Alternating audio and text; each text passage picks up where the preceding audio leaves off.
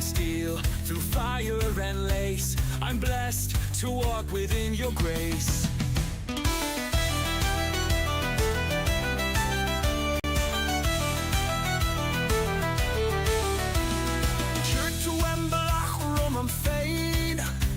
Is to a throig arcane. You laid the path before me. You guided every step. Raise the hammer, string the bow. Her gift is all I need to know. Through toil and trial, through heart and hand, her grace builds up this mighty land. Is the grass the dead time it's so?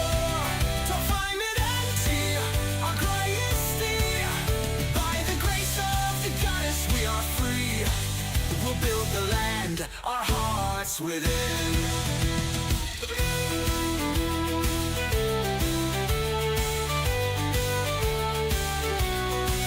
From dawn till dusk, I work, I strive. With your blessing, I'll survive. The loom, the forge, the sword, the grain in your name, I rise again.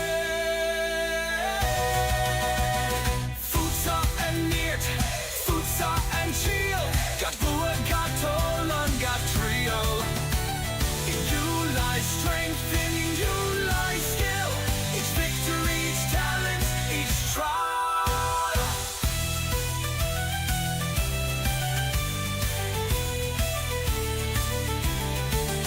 No task too great, no skill too small. Your gifts, dear goddess, guide us all.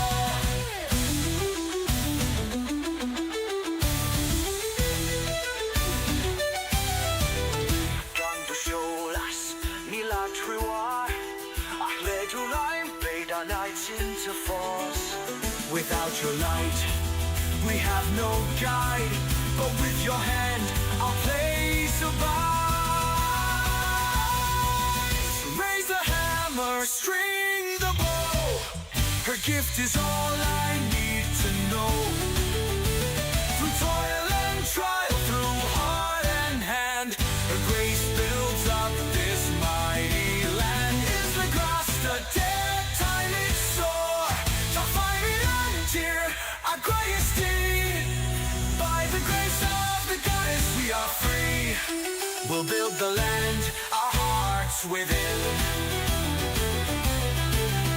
I'm blessed to walk within your grace. Blessed by her grace, forever.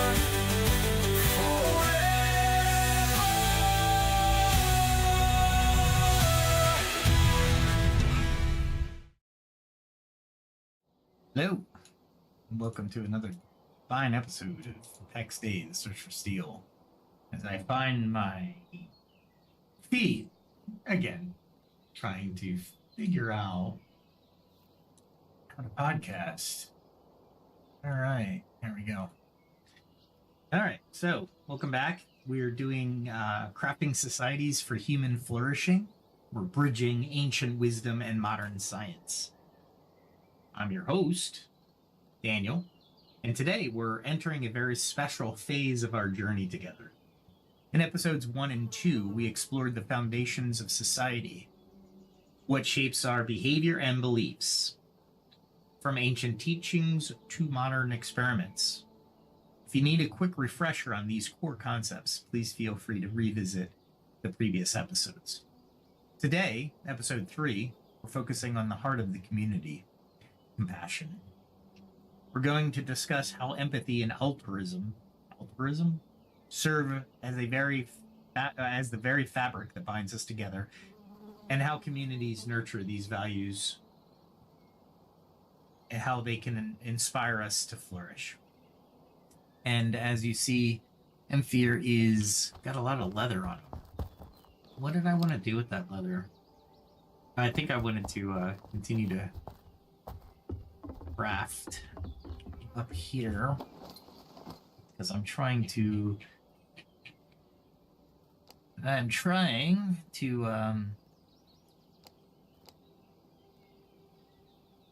level up. Let's see what our level is. Our level's currently 26, but I need 705,000, so yeah, let's do that. While we talk about drawing on ancient wisdom. From the Buddha's teaching of the Metta, Mahatma Gandhi's Ahimsa, and Confucian principles of harmony. So, to the Christian teachings on Agape, unconditional love, as outlined in 1 Corinthians 13. Indigenous ethical frameworks, like the... Boy, I'm going to slaughter this one. Haudenosaunee, Great Law of Peace. The Stoic wisdom from Seneca and Marcus Aurelius, and Islamic principles such as Rahma, mercy, and Sadaqah, charity. We'll blend these traditions with modern psychological insights and sociological research, while also critically examining some of the challenges these models face. So our journey today is structured into 4 main segments. We have Foundations of Compassion, where we'll explore diverse philosophical and religious traditions that emphasize empathy and altruism, and address tensions between individualism and collectivism. We'll look at the psychology of empathy, which will look at the origins and modern insights, where we'll examine how empathy may be both an innate evolutionary trait and a learned behavior. Pretty cool. We'll also discuss developmental stages, cultural variability, distinctions between empathy and sympathy, and also consider critiques, including the potential dark side of empathy. The third segment is going to be sociological insights into compassionate communities, where we'll investigate how societies build compassion through public policy, cultural norms, and community programs. And we'll contrast high trust models like those in Scandinavia with more individualistic systems, and also look at hybrid examples such as Japan and Singapore, as well as historical contexts and virtual communities. Finally, we'll get some actionable steps for building compassionate communities.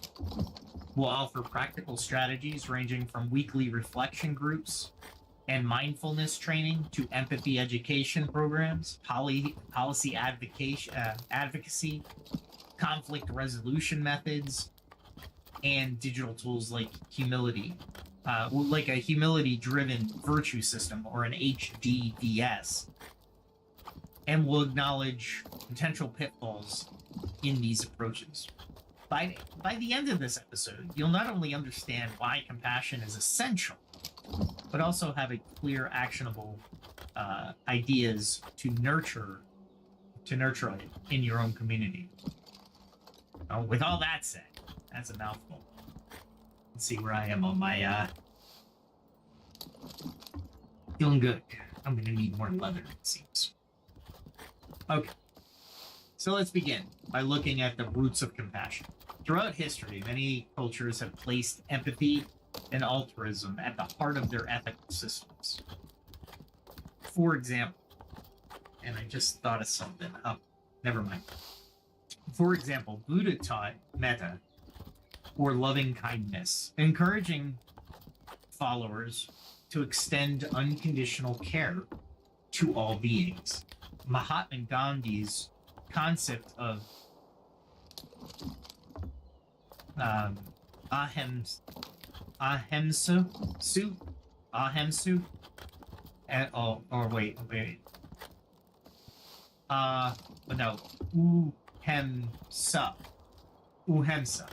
that's what it is. Similarly, held the nonviolence begins with compassion for all living things. These Eastern traditions form a vital part of our understanding. And remember, just to top it all off, the whole goal of this series And this channel is to take everything, the best of everything, the most useful of everything, combine it, and actually use it to craft better or more productive societies. So, complementing these are the teaching of a Confucius, who stressed that a harmonious society begins at home with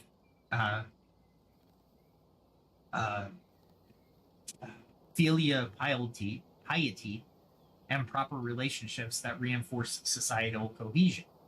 And then we move into the Western religious tradition, like Christian techniques on agape, unconditional love as described in 1 Corinthians 13, I mentioned. They remind us that compassion is seen as a divine virtue, which is meant to bind communities together.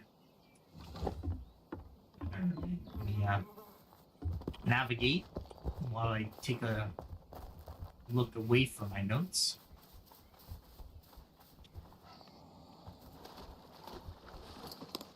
And I drop all these. See if they fixed anything.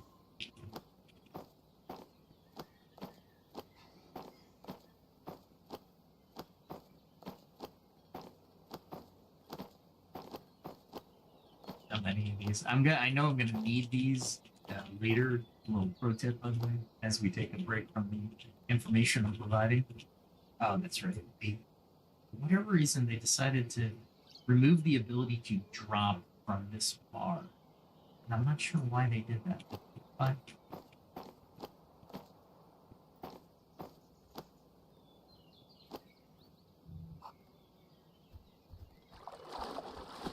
oh, and I should put this axe away, by the way. It should be all fine leather.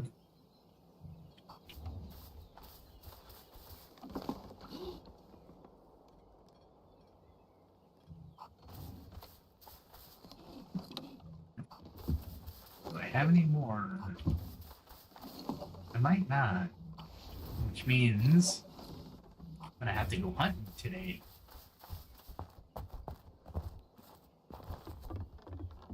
There we go. Oh, that's right. I went into, this is where my travel boxes are. So I kind of put what I need put together in here. Oh, I know why. Okay. That's all right. Not a big deal. Being a little disorganized, but there we go.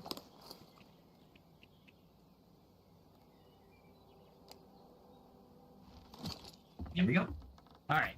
So, Indigenous perspectives also offer profound insights, right? Like the Haudenosaunee group, Great Law of Peace, emphasizes collective responsibility and empathy, while Aboriginal Australian kinship systems stress interdependence and stewardship of the land. Moreover, Stoicism provides a secular Western perspective. Philosophers like Seneca and Marcus Aurelius advocate for compassion as a rational duty, which means to build resilience and act ethically despite life challenges. Islamic teachings also resonate here. The Quran, particularly in verses such as 1723-24, emphasizes Rahma, or mercy, and Sadaqah, charity, which are central to fostering communal care.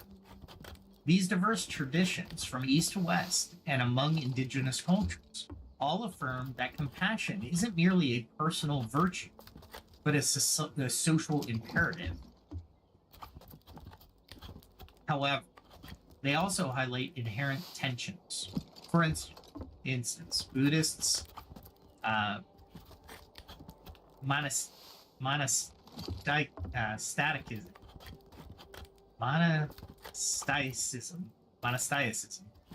emphasizes personal enlightenment, and even as it nurtures communal compassion.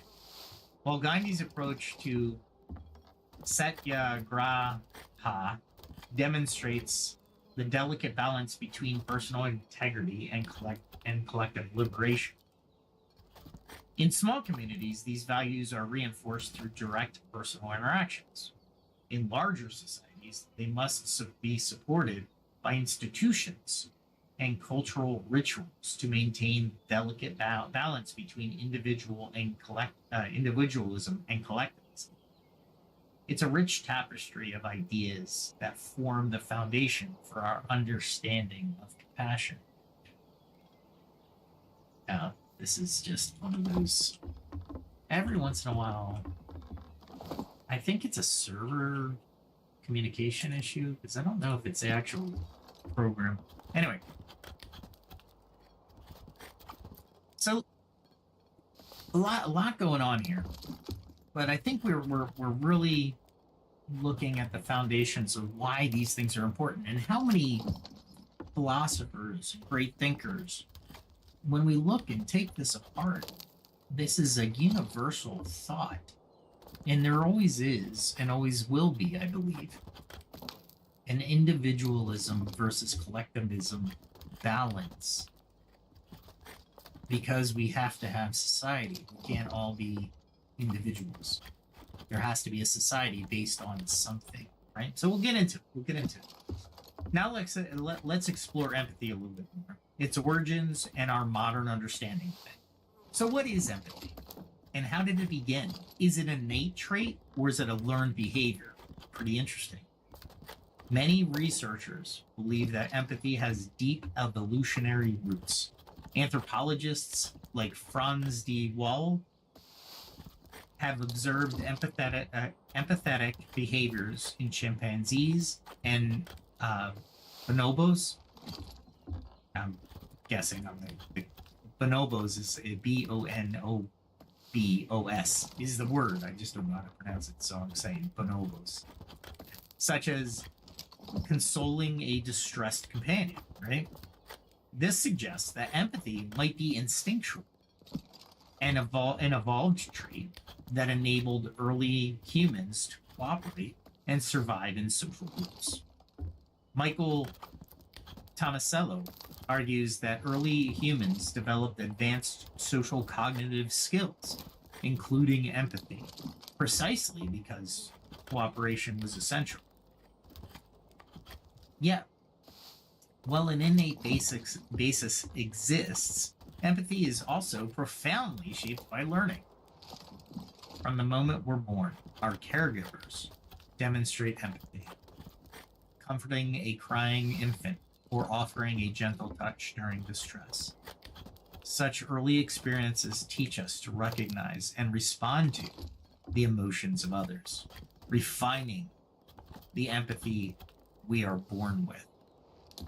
And every once in a while, you'll hear me take a drink. It's a non-sponsored spot by Zevia. It's a nice soda, 0 calories, and 0 sugar.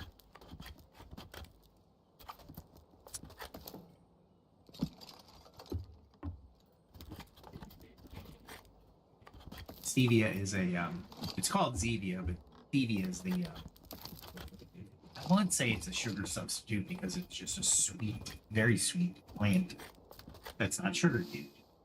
It doesn't affect insulin. Anyway, so, however, empathy's not without its critics, right? Paul Bloom has argued that excessive empathy can sometimes lead to burnout or bias, favoring those who we are close to at the expense of the broader fairness. Evolutionary psychologists like Nessie have even noted that empathy might sometimes be maladaptive in highly competitive contexts, where favoring kin over others can harm group survival. Cultural variability is also crucial. Anthropological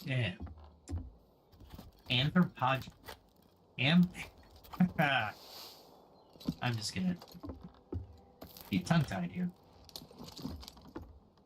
anthropological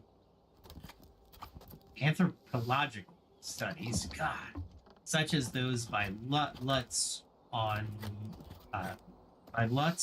the Eiffel people suggest that an expression of empathy can vary significantly between cultures, challenging the idea of universally fixed, quote, empathy circuits. Moreover, it's important to distinguish between empathy, feeling with somebody, and sympathy, or feeling with someone, and sympathy, feeling for someone.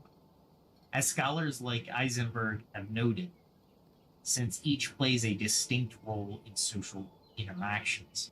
I've gone over an entire episode of empathy versus sympathy. You want sympathy, or excuse me, you want empathy. Sympathy may be too much.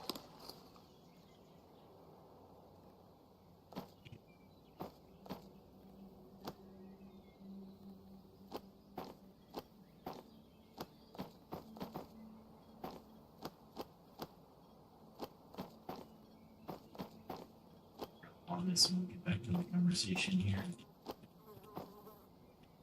I don't have the storage to do this, and I know I can hunt, so I'm not too worried. This all has to go here before I can just use a single button, which is X, to drop it.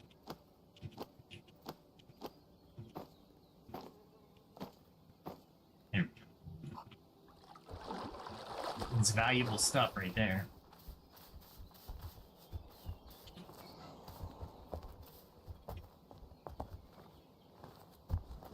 Let me see if I have any more stuff. Leather, that is. Fine leather. Here we go. Awesome.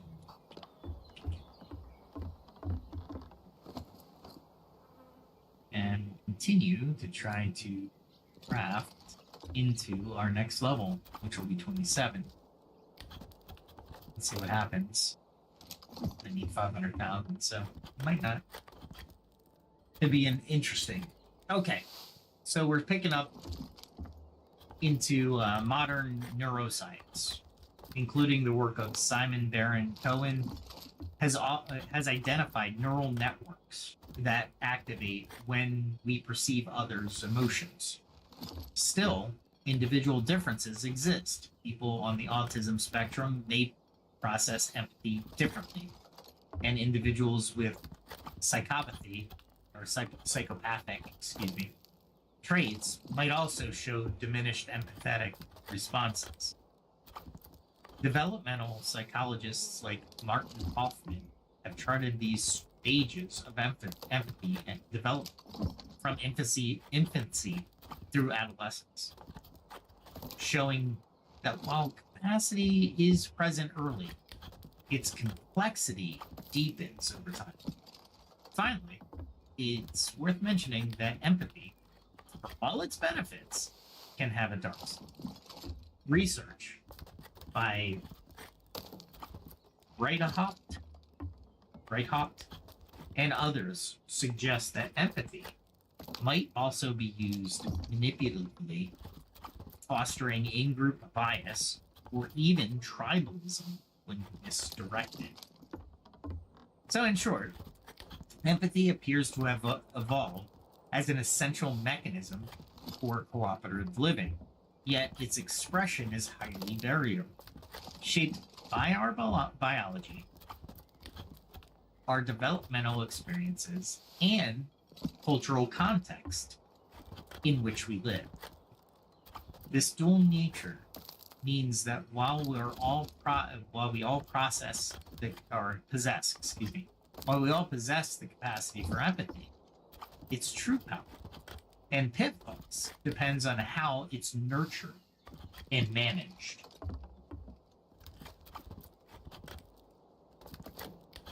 So now that we've explored the individual and psychological dimensions of empathy, let's zoom out and consider how entire communities can be designed to foster compassion. Sociologists have long observed that societies prioritizing collective well-being tend to exhibit higher levels of trust and cooperation. Take, for example, the Scandinavian countries. These nations are often cited as models of compassionate governance. They invest heavily in social welfare, education, and community programs that promote equality and trust. In these societies, compassion is woven into the public policy and everyday life.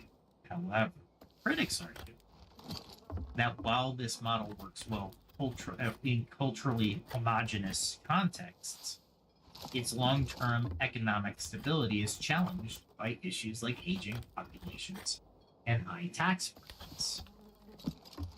Now, in contrast, with more individualistic societies, such as certain segments of the United States, while the U.S. is known for its innovation, personal freedom, research by Robert Putnam in Bowling Alone suggests that as urbanization and individualism have increased, social capital has declined. In some American communities, competitive self-interest can overshadow collective care, leading to fragmented social bonds. Yet even here, there are counterexamples, such as communities that have rallied together in the aftermath of disasters like Hurricane Katrina, showing the resilience and collective action can emerge even in highly individualistic settings. So, hybrid models also offer an insightful example. Here's some examples of that.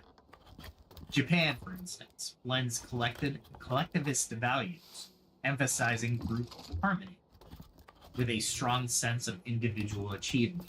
Singapore represents another hybrid, combining a robust state intervention with the dynamic market forces, creating balance between order and innovation. These models illustrate that compassion can be nurtured in diverse contexts, but each requires tailored approaches. All right, let me take a moment here.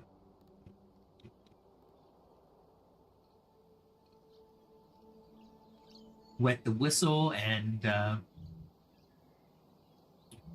drop this off in the lake. Pax Dei, when you look at it, is very individual. However, there is a collective component, meaning the designers understood the need for social interaction in a massive multiplayer online game. Well, what does that mean? Well, if you're going to play a massive multiplayer online game, you want people to, I don't know, interact with one another. So what do? Well, in this case, they designed their system where you can be an individual to a point, but you're looking at professions. For example, what am I doing right now? I am crafting. Well, what am I crafting? I'm crafting leather to increase my leather to 27. Well, why do I want to do that? Well, I want to be a leather worker, right? So people will come to me for leather armor, leather shoes, leather pants. They'll come to me because they don't want to go up that high of a level because it takes a lot of effort, a lot of work, a lot of time. So there's a lot. You can be a hunter. There's a profession. It's not really a profession that you hunt. There's skinning that you'll need as a hunter, but you'll adapt yourself within that construct, within that mechanism. You'll get good at skinning, like you're good at mining and good at carpentry, right? Like lumber, like wood cutting. Those are minimum things you're going to do throughout the game, and even short bursts or short amount of time that you do something, you'll go up and level. Well, a hunter will get different components for different professions. For example, leatherworking would be one, archery would be another, cooking would be a third, and actually crafting antlers in specific would be a fourth.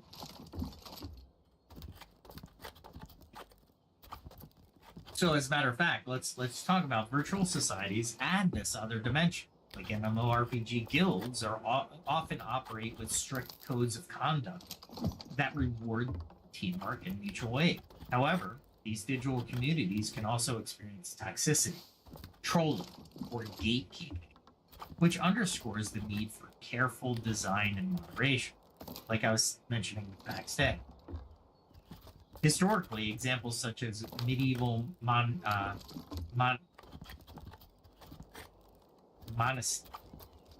monistic communities or 19th century utopian experiments like Brook Farm demonstrate that attempts to build compassionate communities have a long and varied history. These examples remind us, while modern systems can learn from past successes, they must adapt to new challenges. There's a saying, a better saying than if you don't learn history, you're doomed to repeat it. I'm paraphrasing. But the better saying is, history doesn't repeat, it rhymes. Well, why? The variables are different. Same in this instance, right? The modern systems can learn from the past, but they have to adapt to new challenges. Why? There's new variability. So in summary, sociological research tells us that compassionate communities are not accidental. They require intentional design, whether through progressive public policies, grassroots initiatives, or innovative digital platforms to balance individual ambition with collective well-being.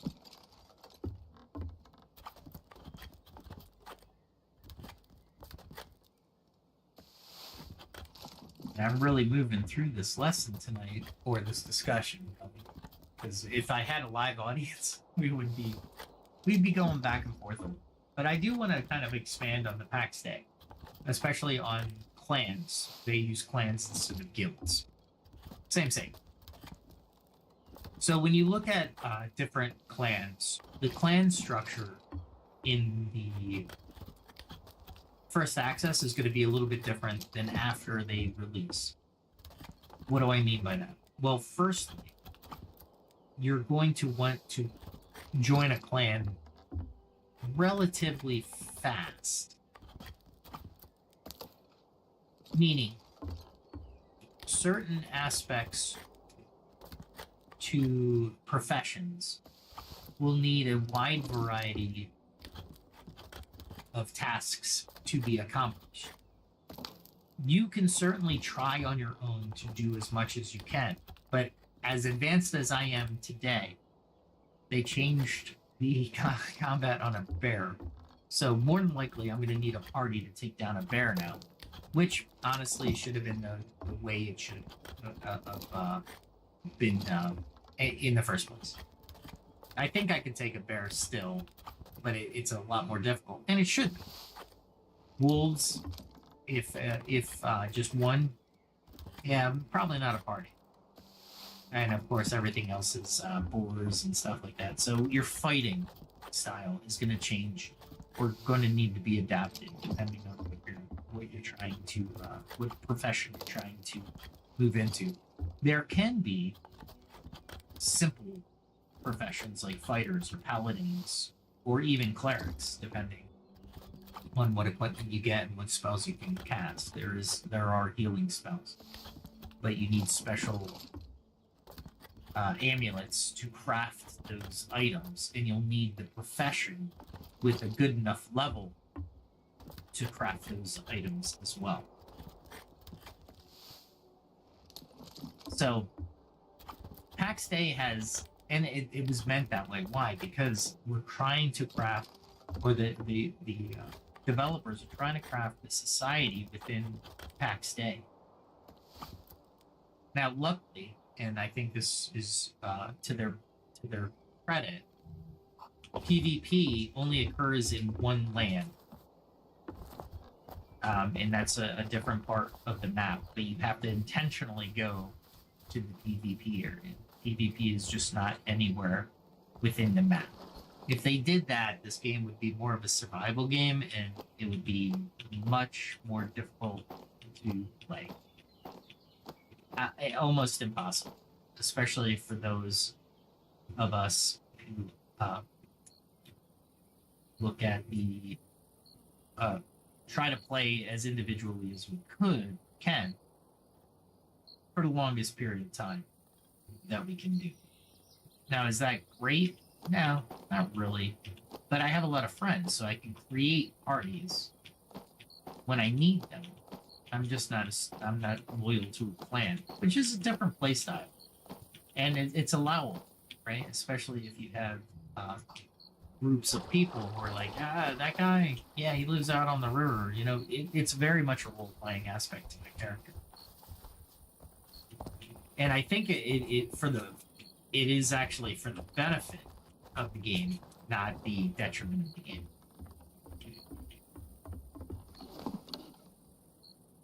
I'm gonna see if I can I have a lot of different areas that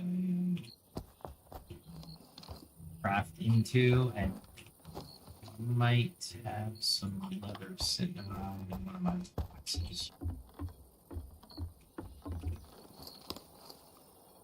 I don't know that for sure, but I'm gonna take a look real quick before we go into the next section, which is the final section.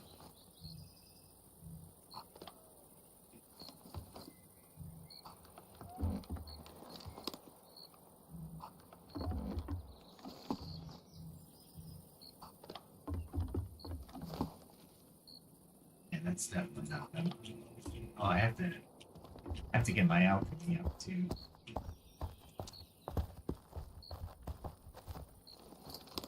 Oh, there we go. Thought I had a ton of stuff. I hunted a lot. There's a lot of episodes around this, and they're on. There we go. Okay, so let's look at the actionable steps for building compassionate communities. What are the practical steps? So what can you do to help craft a compassionate community? Whether you're in a small town, a large city, or even an online group, there are tangible strategies you can adopt. First, consider fostering regular community rituals. Many indigenous cultures use storytelling circles and communal gatherings to reinforce shared values and build trust.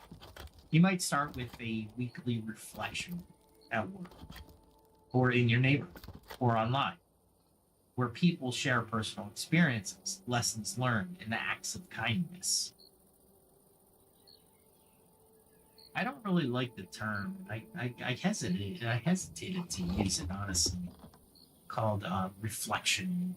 What do we call them? Reflection groups. There's groups. Reflection group. It certainly has the intent of the group, but it just doesn't have a really good marketable ring to it, honestly.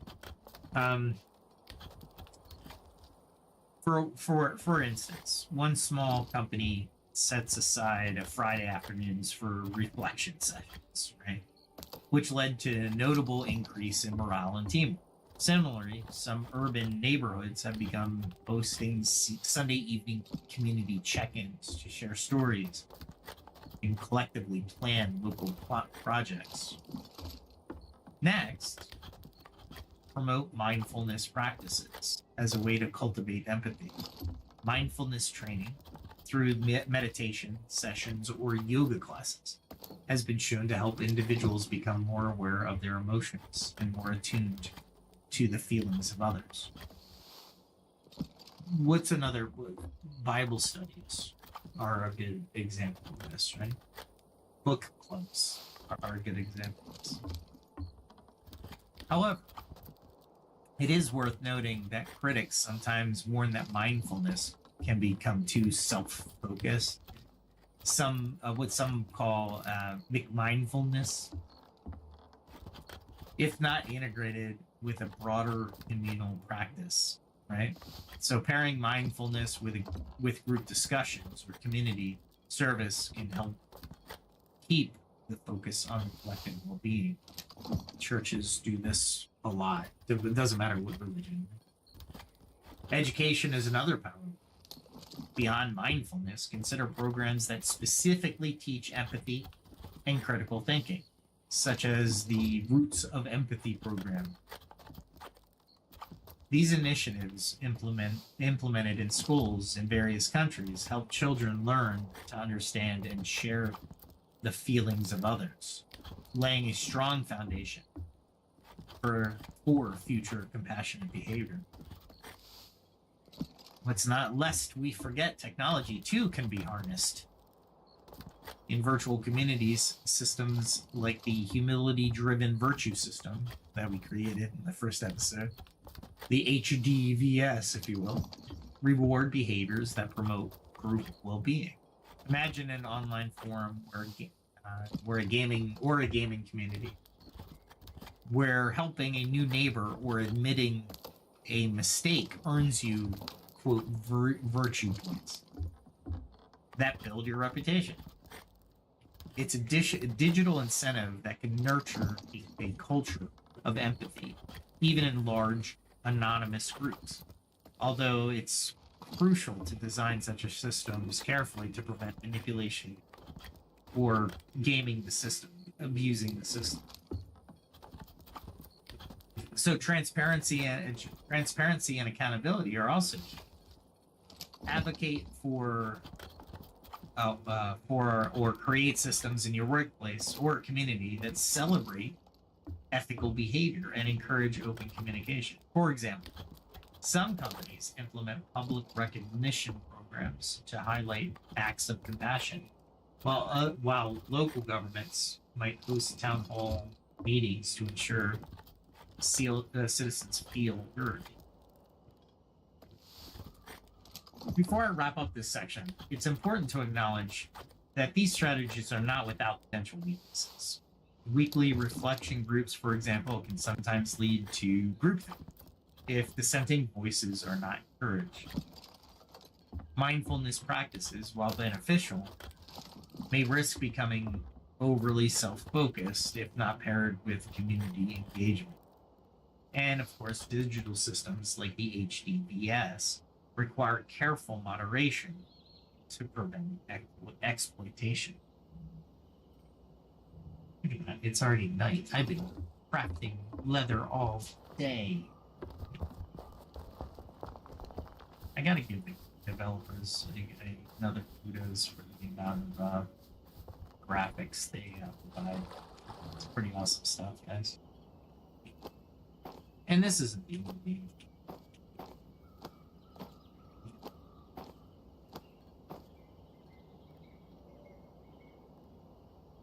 Alright.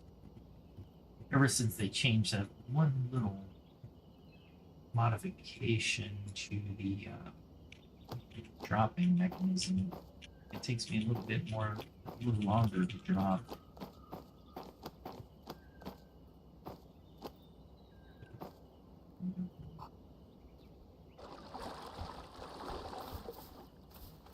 I love where I built my house. Now, it's going to be awesome for the next game, but obviously this house is going to go away, but I do love it. I do love everything about it and how I designed it. Could have been better? Yes. Do I want it better? Probably not. Alright, let's summarize some actionable steps here. So establish community rituals. Create regular weekly reflection groups, whether at work, in your neighborhood, or online, to share experiences and reinforce positive values. Promote mindfulness. organize or support mindfulness training sessions or meditation groups that encourage self-awareness and collective reflection. Invest in empathy education, support programs like Roots of Empathy, or host workshops on active listening and conflict resolution. Like I'm doing here, I'm creating a podcast, trying to get out the words, get out the information so people can ruminate on it, make their own decisions, apply it, and move forward in crafting these empathy education systems. Leverage technology. Encourage the development of digital platforms that reward compassionate behavior through systems like HTTPS. Advocate for transparency. Promote policies and community initiatives that celebrate ethical behavior to ensure open communication.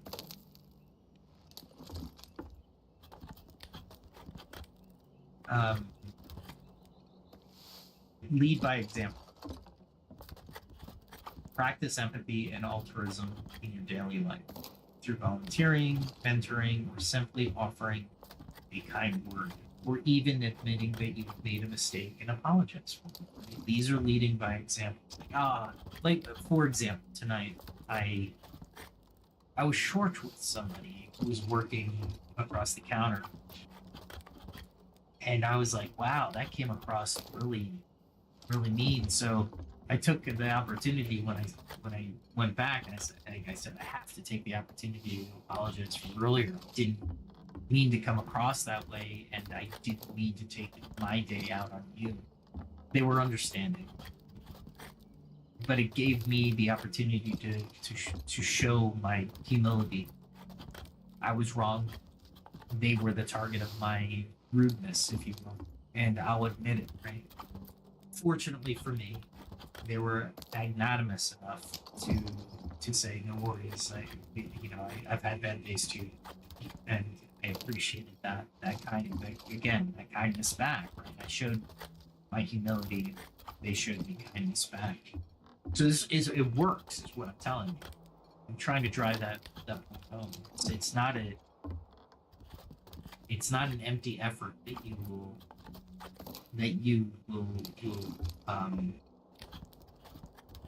will provide, if you will. Anyway, these steps draw inspiration from thinkers like Jean-Jacques Rousseau, and John Rawls, who remind us that society is built on fairness and collective well-being. They also find echoes in the real world.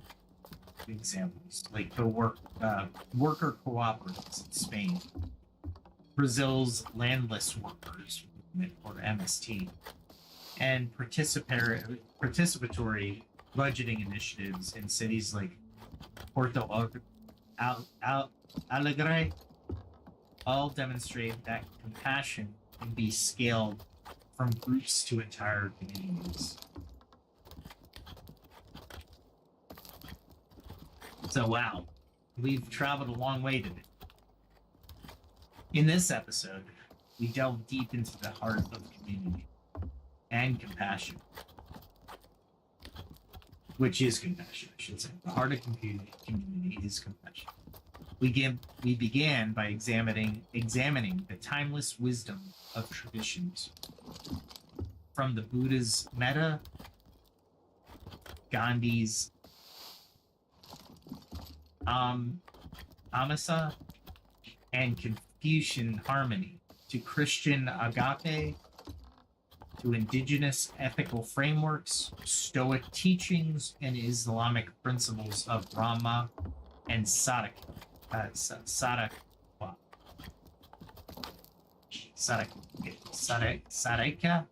Sadaqah, maybe? Yeah, forgive me on these pronunciations. I tried. I even put a little pronunciation next to the word. Still failing. These diverse perspectives remind us empathy and altruism are not merely lofty ideas or ideals, but practical necessities for thriving societies. We then explored the psychology of empathy, discovering that while our capacity for empathy may be rooted in our evolutionary past, it is nurtured and sometimes challenged by our experiences, cultural contexts, and even our biology. We discussed the developmental stages, cultural variability, and even noted how empathy can have a dark side when misdirected. Zoom out. We examined the sociological dimensions of compassion. We compared high trust, welfare focused models like those in Scandinavia with more individualistic systems seen in parts of the United States. And we considered hybrid models like those in Japan and Singapore. We also looked at how virtual communities serve as experimental grounds for empathy, even as they face their own challenges like toxicity and polarization. All right, let me waiting for the developers to come up with a clock.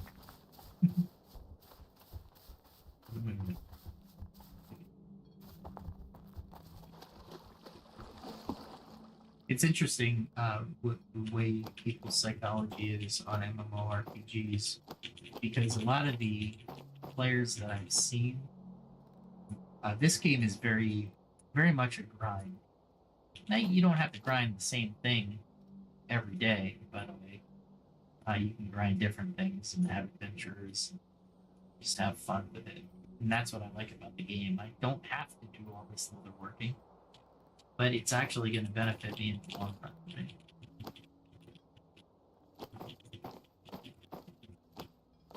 And this game has a really good, solid society with compassion. Many people that ask for stuff on the chat will be told that they can get help or be shown how to do something.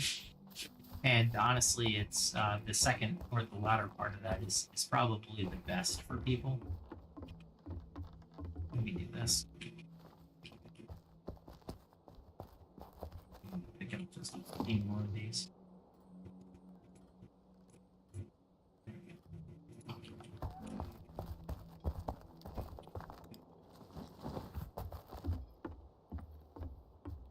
Yeah, I climb my chair and my stairs a lot.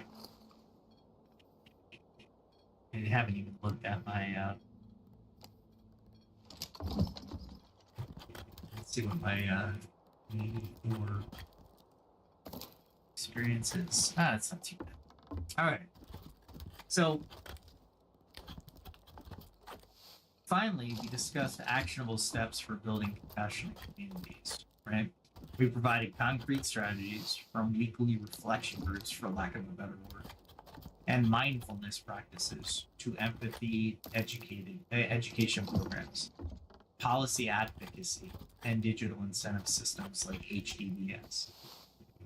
I also acknowledged the potential pitfalls, such as groupthink, the risk of McMindfulness, and the need for careful moderation in digital systems. And we expanded our view with diverse examples, including worker co-ops in Spain, Brazil's MST, and participatory budgeting in Porto Alegre. As we reflect on today's journey, I'd like to leave you with a few forward-looking questions. Can empathy truly scale without trade-offs in diverse, large-scale societies? How might we balance individual initiatives with collective responsibility in our rapidly changing world? What innovative digital tools can we create to nurture empathy in online communities without exacerbating polarization? Let me also add, because it's a good position. In the United States, it used to be called a melting pot, and then somebody had the brilliant idea to look at the melting pot and see all these unique communities popping up individually and within their own societies and networks and such like that in the United States. We called it salad. Separate, but in the same bowl, right? You have your tomatoes, you have your lettuce, you have your cheese, all separate. There's no homogeny. Can you? The question would be, which is better, salad bowl or a melting pot? No matter what the country is, United States or any country in the world. As you go about your week, I encourage you to reflect, act, and engage. Well, reflect. Recall a moment when you experienced or witnessed genuine compassion. What made that moment special? And how might you recreate that moment in your own community? Act. Look for everyday opportunities to extend kindness. Let me reset this.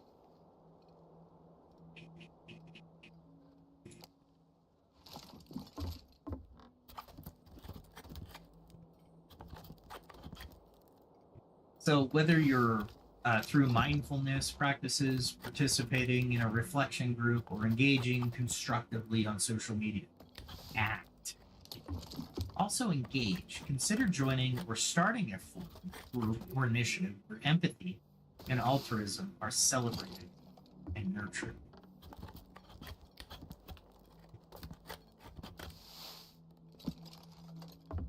So next time, episode 4, we'll shift our focus from designing societies that to designing societies that foster self-actualization, exploring how belonging, balance, and creativity can help each of us realize our full potential.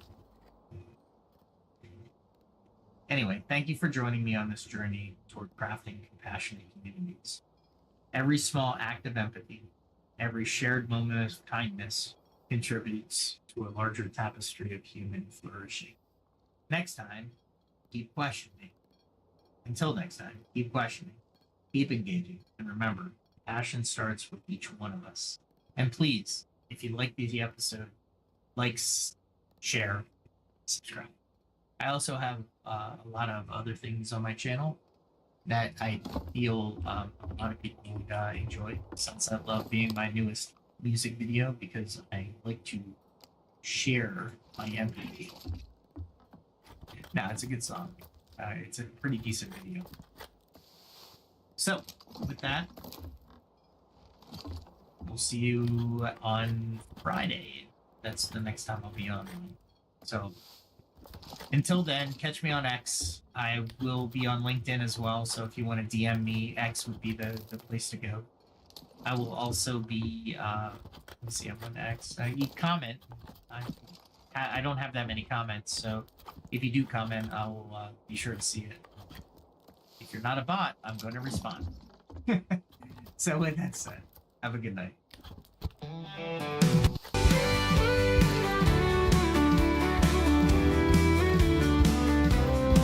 With every step, a lesson learned. From fire's heat to the fields I've turned. The blade and bow, the forge and flame. I sharpen my skills, I play the game. Each day brings a challenge I must face. I train my hands with careful grace. From alchemy's art to the hunter's way, I'll find the strength to seize the day.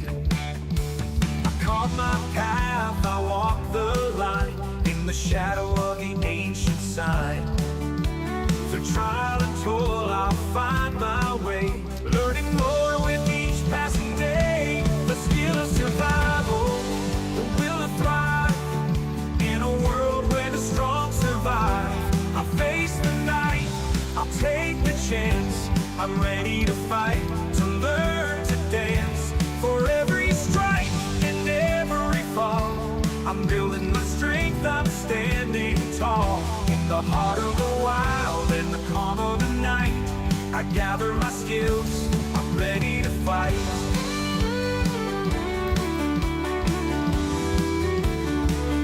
From the herbs I find to the iron I mold, each lesson learned is a story told. The stars above, they guide my hand as I hone my craft. I take my stand in the quiet woods, in the mountains chill. I push myself, I shape my will with each new tool and every lore. I'm stronger now than I was before. I carve my path, I walk the line in the shadow of the ancient sign. Through trial and toil, I'll find my way, learning more with each passing day. The skill of survival, the will to thrive in a world where the strong survive. I face the night, I'll take the chance. I'm ready to fight, to learn to dance. For every strike and every fall, I'm building my strength, I'm standing tall. In the heart of the wild and the calm of the night, I gather my skills, I'm ready to fight.